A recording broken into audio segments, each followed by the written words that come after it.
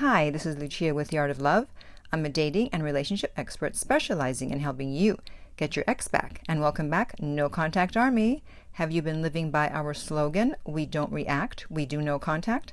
I certainly hope so. And if you too would like to enlist in the No Contact Army, it's very easy. All you have to do is hit the subscribe button and the bell notification, and you're in. And to read the No Contact Army manual, go to nocontactsecrets.com, where you can read 2 free chapters before purchasing the book. The direct link is below. So this week, I want to answer the multi-million-dollar question that everyone has when they have been broken up with. And that is, will my ex come back?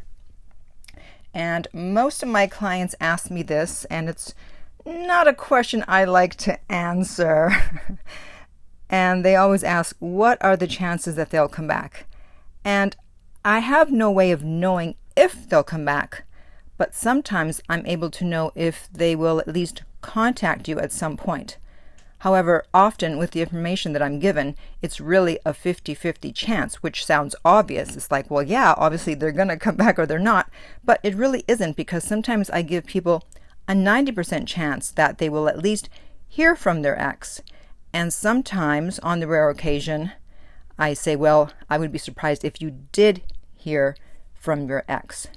So there are several factors, as usual, that go into trying to figure out whether an ex will come back or not. Now, the main reason that anyone ever breaks up with anyone is because their interest level went below 50%. Interest level trumps everything, and I do mean everything. So it's not because of something you said or something you did or something you didn't say or didn't do. That's always a secondary reason. Whatever reason they gave you for the breakup, that's not the real reason. It's about interest level. Because if their interest level is high enough, people are willing to overlook a lot. That's how people end up staying in bad relationships.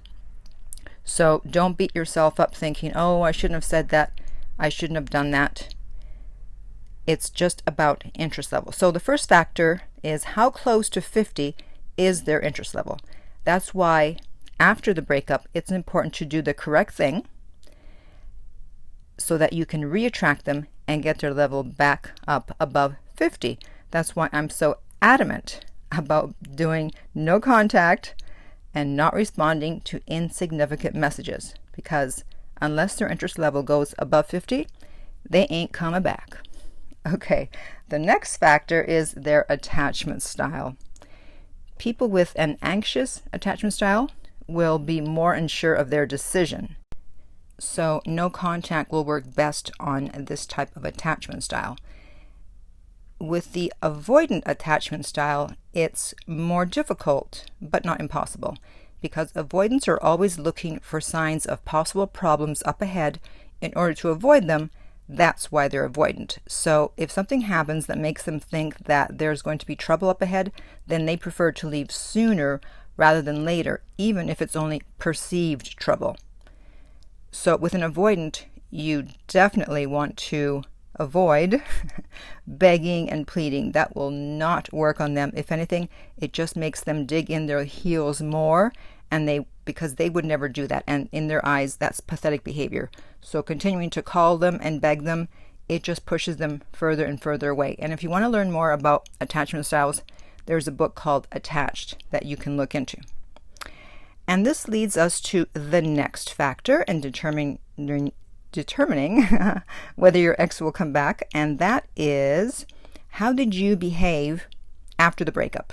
There was a comment recently on one of my videos on YouTube, and the guy said that his ex had said that she was going to take him back, but the way that he behaved after the breakup just pushed her away even further, and she realized, no, she absolutely did not want to be with him.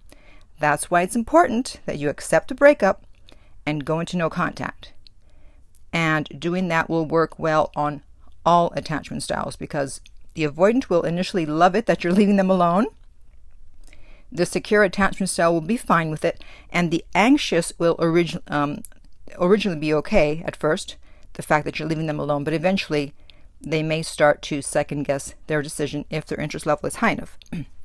Now, if for some reason you're not going to just say okay when someone breaks up with you, as I advise, sometimes you just can't, and for some reason you have to discuss it or you want to, then do it from a place of wanting to understand where they're coming from rather than trying to get them to change their mind.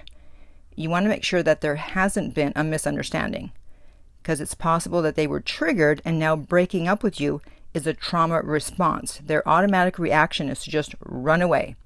So discussing it will work best if you yourself are emotionally mature and can calmly handle the situation.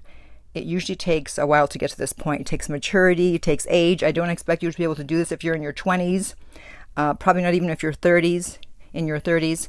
It definitely helps if you've had therapy or you're very self-aware. So if you have emotional maturity and you're able to calmly discuss the situation just to understand where they're coming from, then you can do it. Another factor is how many breakups have there been between the two of you. The more breakups there have been, the less likely that you are to get back together. This is why I want you to make it hard for someone to get back with you once they've broken up with you, because I want them to think twice and 3 times about breaking up with you again in the future. I want them to remember how painful it was without you and how hard it was to get you back. And this is also why I want you to ask the 6 questions that I've done a video about. I'll put the link above, because if you just get back with someone easily and you don't resolve whatever issue there was and you don't ask the 6 questions, then the chances of them breaking up with you again are high, and it will be more difficult to get them back the second time or the third time. The next factor is how much chemistry the two of you had. I find that a lot of my clients who are willing to pay for coaching are willing to do it because it was with someone that they had a lot of chemistry with. And it's not always easy to find someone that you have a lot of chemistry with, where you both feel it. So if the chemistry was reciprocal and your ex also felt a lot of chemistry with you, then the chances that they will rethink their decision is good. The next factor is the relationship overall. Does the bad in the relationship outweigh the good? Because if there are too many bad memories, if there's too much water under the bridge, then they will be less likely to come back. There's only one ex that I have blocked. I'm personally not big on blocking. And if I block, it's for life. I don't change my mind. And he's continued to try to contact me over the years on every single platform you can think of. He just keeps finding more ways to contact me, but there's just too many bad memories associated with him. I want nothing to do with him. So everyone has a breaking point where they just can't take the sadness and disappointment and pain any longer. So if that's the case, then the chances of them coming back are very, very low. Hopefully that's not the case for you. And then finally, how many options do they have? If they have a lot of options, then the only way that they'll come back is if you two had great chemistry and their attraction level is close enough to 50 that you can help bump it up through various things that I talk about, the jealousy, etc. And also, if there aren't a lot of bad memories associated with the relationship, and if this is the first breakup, then even if they have a lot of options, your chances are good. So basically, most of the factors that I've mentioned. And now I want to hear from you. How many factors apply to your relationship? So what do you think are the chances of your ex coming back based on the information that I've just given you? And if you'd like to help me figure that out with you, if you want to ask me that multi-million-dollar question of whether your ex will come back, you can do private coaching with me. And you can go to theartoflove.net. The direct link is below, and we will send you the rates. They are not on the website. If this video has been helpful, then please help other people by liking, subscribing, and sharing.